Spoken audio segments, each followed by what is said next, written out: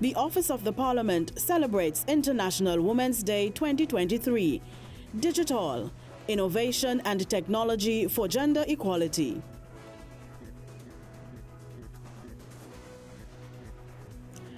During a family outing, an incident left an indelible mark on this woman. This propelled her to her calling for today. So I got involved in environmental issues. To really answer that question, I have to take you all the way back to my childhood. So when I was 10 years old, my father would take my brother and I religiously to swim in Chagaramas, right where the boardwalk is now. And while I was swimming with Daddy one day, a loaded pamper hit me in my face while I was swimming. My goodness, talk about a transformation experience. Two things. One, I said, Daddy, never carry us back to that beach again, huh? And he listened to the 10-year-old me. But the other thing, too, is that I knew that I wanted to do something about it. Because Daddy also was involved in scouting. He still is. And he taught me the conservation law, which is you always leave a place cleaner than you've met it.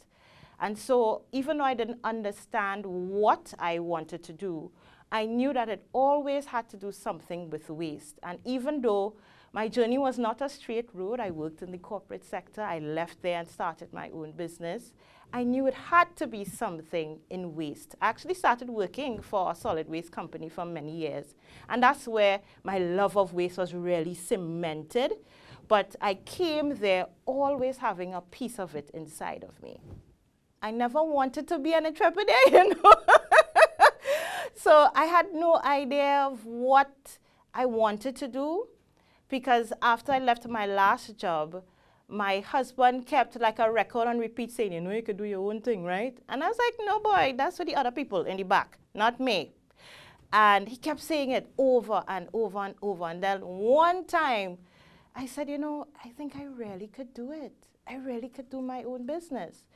But the genesis of SILE really because I was working in the waste management sector, so I had a bit of experience, but feeling like we were doing the same things over and over and expecting different results. And because I knew of my own intimate experiences, I said, maybe I can add my voice to the discussion, my opinions, my thoughts, my activities to this landscape of waste that I had known at that time for over 10 years. And so that is what really sparked SILE. The name is a combination of my first name and my husband's middle name, so it has a personal relationship with me. But that's really why SILE was important. It was because I wanted to be a different voice. I wanted to teach people about waste, but in a fun, interactive, because it's about shifting mindsets, and that is why SILE started. So SILE is a waste education and training company. So we provide a gamut of services. So we have a waste education and literacy program through which we sell our books. We provide online courses. So right now I teach people how to compost, and it's 100% online. They could do it at their own time. They don't have to wait for me. It's self-paced. And we have other course programs like that. And then I also provide consultancy services to businesses, specifically around food waste, because organic waste is the largest contribution in terms of our waste type in Trinidad and Tobago that is going to our landfills. But this is my opinion now, it is the easiest for us to manage because it naturally breaks down.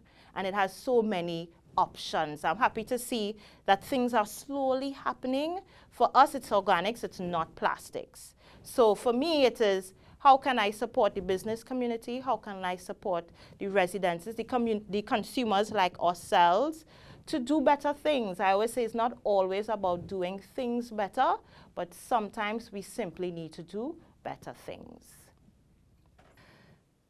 I was a secondary school teacher. I only taught for about a year, but I love teaching. My father is a retired teacher, and he will ask me to help him correct papers and stuff. I was correcting Standard 4 work when I was in Standard 2, but I love teaching. And so when I decided how can I incorporate my love of teaching into what I do, I said, okay, I can start an education program, firstly with children.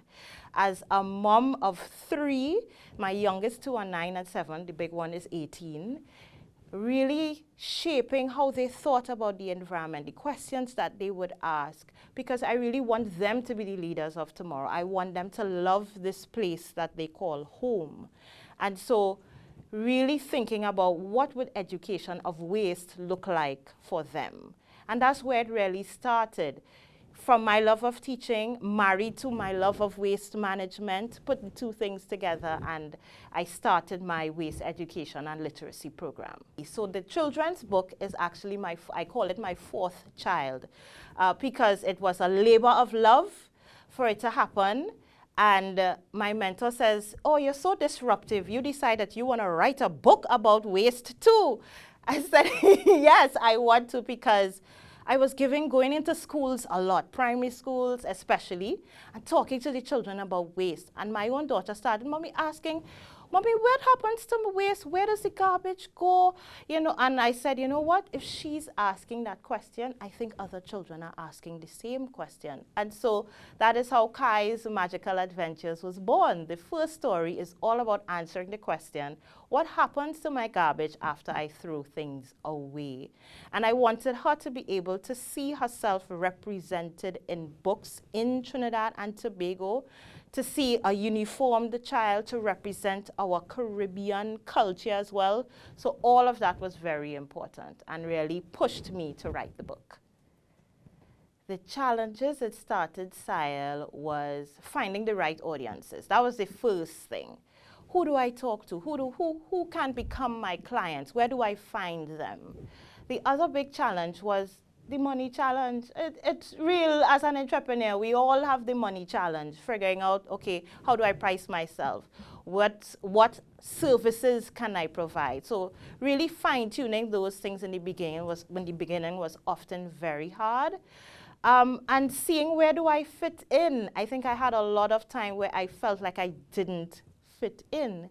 But then I often realized, why fit in when I was meant to stand out?